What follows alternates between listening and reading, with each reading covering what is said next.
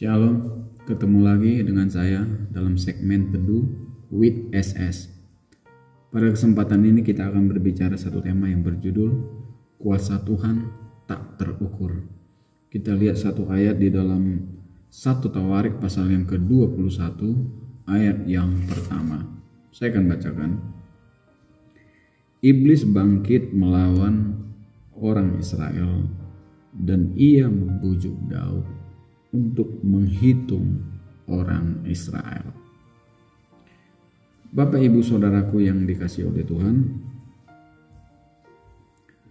ketika kita mengalami satu masalah yang begitu pelik dalam hidup ini dan mengalami tekanan-tekanan serta kesulitan-kesulitan yang Tuhan izinkan, saya mau katakan pada kesempatan ini bahwa banyak kita atau orang-orang Kristen kadang mulai meragukan kuasa Tuhan,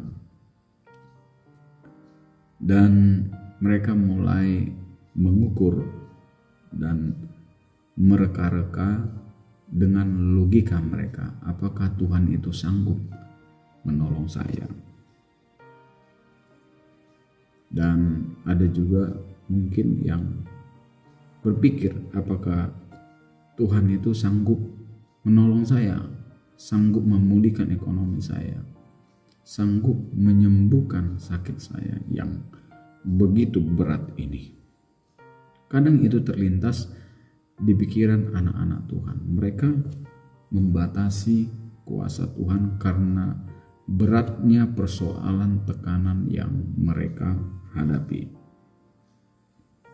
Tetapi saya mau memberitahukan pada kesempatan ini bahwa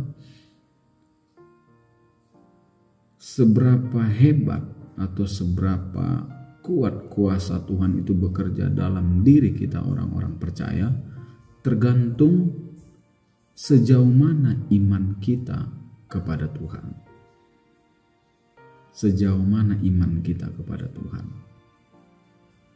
Ketika kita memiliki iman yang kuat, memiliki iman yang teguh, bahwa Tuhan sanggup melakukan segala perkara dalam hidup ini, maka itu akan terjadi. Tetapi sebaliknya, kalau kita meragukan, bahkan mengukur, bahkan iman kita ini kecil sekali, maka kuasa Tuhan itu tidak dia nyatakan dalam kehidupan kita. Itu sebabnya firman Tuhan mengatakan bahwa jika engkau memiliki iman sebesar biji sesawi saja, maka engkau dapat memindahkan gunung-gunung ini. Artinya gunung-gunung itu berbicara masalah, persoalan, tekanan, bahkan sakit penyakit, serta kesulitan-kesulitan yang kita alami. Kita sanggup memindahkan itu, kita sanggup untuk mengatasi semuanya itu apabila kita memiliki iman yang teguh kepada Tuhan. Jadi ukurannya, takarannya adalah diri kita sendiri, iman kita sendiri. Ketika iman kita kerdil, maka kuasa Allah itu bekerja sangat kerdil dalam kehidupan kita. Tetapi sebaliknya, kalau kita iman kita besar, maka kuasa Allah itu akan dinyatakan kepada kita begitu besar. Jadi ukuran atau takaran iman itu tergantung bagaimana sikap hati kita atau sikap hidup kita kepada Tuhan itu sendiri. Kita melihat satu ayat di dalam Lukas pasal yang ke-6 ayat yang ke-38. Saya akan bacakan. Lukas pasal yang ke-6 ayat yang ke-38. Saya akan bacakan. Berilah dan kamu akan diberi suatu takaran yang baik, yang dipadatkan, yang digoncangkan, dan yang tumpah keluar akan dicurahkan ke dalam beribaanmu. Sebab ini yang kita harus kita garis bawahi. Sebab ukuran yang kamu pakai untuk mengukur akan diukurkan kepadamu. Jadi ukuran yang dipakai Tuhan untuk mengukur adalah sejauh mana kita mengimani segala sesuatunya. Sekali lagi, sebab ukuran yang kamu pakai untuk mengukur akan diukurkan kepadamu. Jadi kalau kita mengukur kuasa Allah itu dengan ukuran kita yang kecil, maka itu akan terjadi. Sebaliknya kalau kita mengukur kuasa Allah yang hebat itu dengan sesuatu yang luar biasa, maka itu akan terjadi dalam hidup kita. Besar kecilnya kuasa Tuhan itu tergantung iman kita kepada Tuhan. Bapak Ibu Saudaraku yang dikasihi Tuhan, saya juga mau mengingatkan kita pada hari ini dan kesempatan ini. Mari kita berhati-hati mengukur kuasa Tuhan dan mengukur berkat-berkat Tuhan yang Tuhan berikan kepada kita. Saya kasih contoh. Satu kali waktu Daud menyuruh Yoab untuk mencoba mengukur dan menghitung-hitung berkat Tuhan. Yoab tahu benar bahwa kuasa dan kekayaan Tuhan itu tak terhitung. Dan kuasa Tuhan dan berkat Tuhan itu tidak terbatas.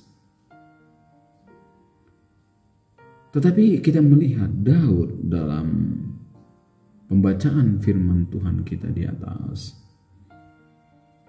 dia coba untuk menghitung kekuatan tentaranya.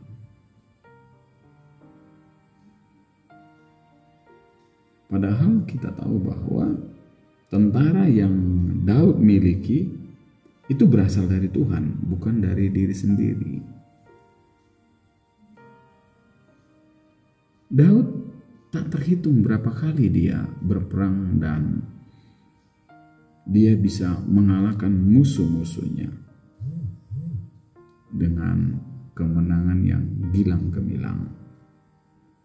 Dan kita tahu itu terjadi karena pertolongan Tuhan, bukan karena kekuatan Daud dan kekuatan tentara-tentaranya. Tetapi kali ini Daud meragukan kuasa Tuhan.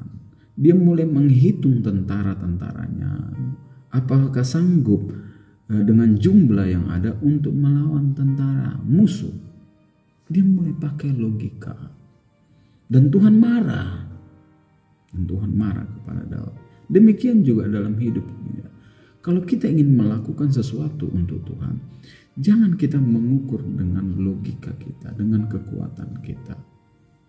Kita harus bertindak dengan iman. Bertindak dengan iman. Dan kita melihat Daud dalam 1 Tawarik pasal yang ke-21 ayat yang ke-7, akhirnya Daud menyesal dan minta ampun kepada Tuhan. Karena apa dia? Karena dia membatasi kuasa Tuhan. Pada kesempatan ini saya bertanya, berapa kali kita ditolong Tuhan dalam hidup ini? Sepanjang perjalanan hidup kita ini, berapa kali Tuhan sudah menolong? Tak terhitung, tak terhingga. Makanya ketika kita menghadapi masalah yang lebih besar dan kesulitan-kesulitan yang lebih besar, kita harus yakin bahwa Tuhan sanggup, kuasanya sanggup menolong kita. Jangan kita membatasi kuasa itu dengan akal dan logika kita.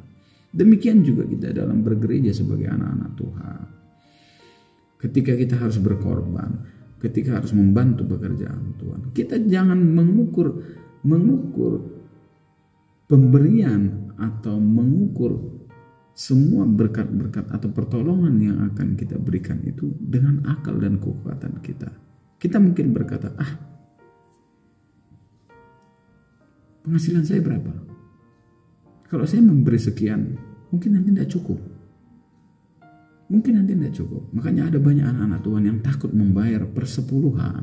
Dia berpikir, kalau dia membayar persepuluhan dengan gaji, misalnya gajinya UMR, dia mulai hitung-hitung, cukup enggak? Saya memberi persepuluhan, memberi persembahan, ongkos dan lain sebagainya. Dia mulai hitung-hitung dengan akal dia. Sehingga tidak ada keberanian dengan iman untuk melakukan yang terbaik bagi Tuhan. Dan akhirnya apa? Tuhan marah. Tidak diberkati Tuhan. Tetapi sebaliknya kalau kita berani dengan iman, mungkin gaji kita tidak banyak, tidak besar. Tetapi kita berani berbuat dengan iman. Tidak dengan akal logika kita. Bertindak dengan iman. Maka sekecil apapun penghasilan kita, Tuhan yang akan memberkati. Kuasanya akan memberkati. Dengan cara yang ajaib, Dia akan memelihara, memberkati kita. Akan memberkati kita.